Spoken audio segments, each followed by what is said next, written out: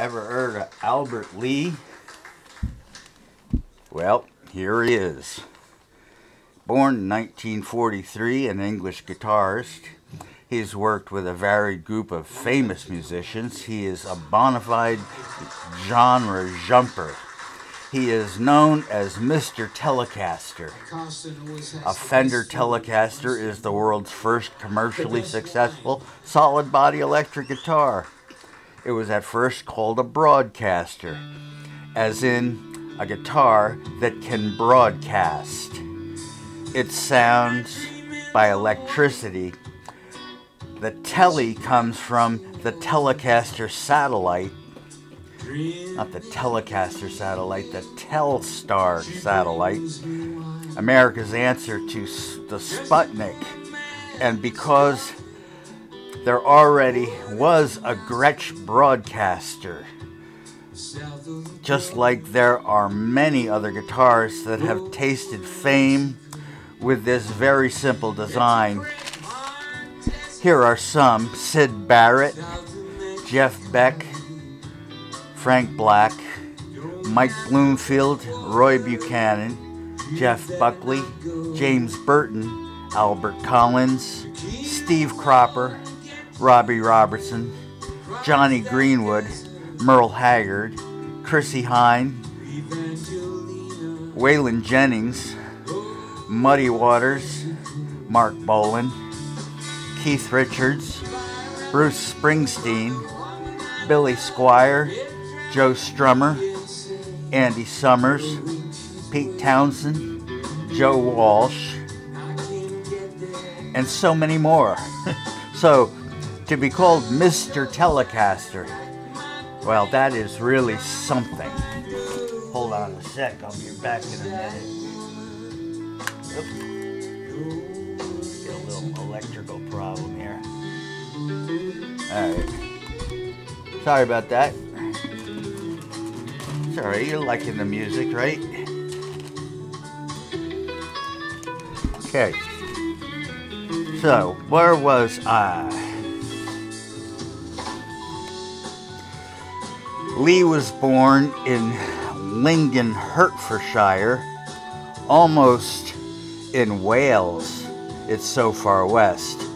He grew up in London, and he is Romani. He began guitar at 7, and he liked Buddy Holly, who was Mr. Stratocaster, and Jerry Lee Lewis. I don't know what brand of piano Jerry Lee Lewis would abuse. Call him Mr. Steinway. No, that don't work. Lee played with Chris Farlow and the Thunderbirds, but he left in '68 to play country music, American country music. In '69, he was with Heads, Hands, and Feet, formerly Poet and the one-man band. Lee became a guitar hero, playing his Telecaster incredibly fast for the time. And they recorded an album in 1970, Home from Home, but it wasn't released until 1996. Heads, Hands, and Feet went in 1971 on Island Records. They opened for Deep Purple and opened for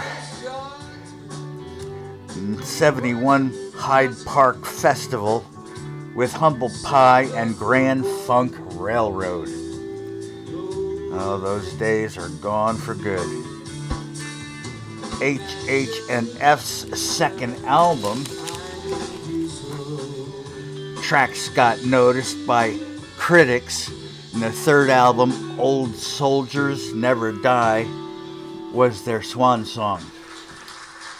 Lee played with Deep Purple's John Lord on his Gemini Suite, Rock Band Plus Orchestra. Ritchie Blackmore had bowed out. Lee relocated to LA in '74 and did some work with the Crickets, Sonny Curtis and Jerry Allison, you know, from Buddy Holly's band. He then replaced James Burton in Emmylou Harris's Hot Band, and Lee was thrilled to be associated with Burton more than any of these.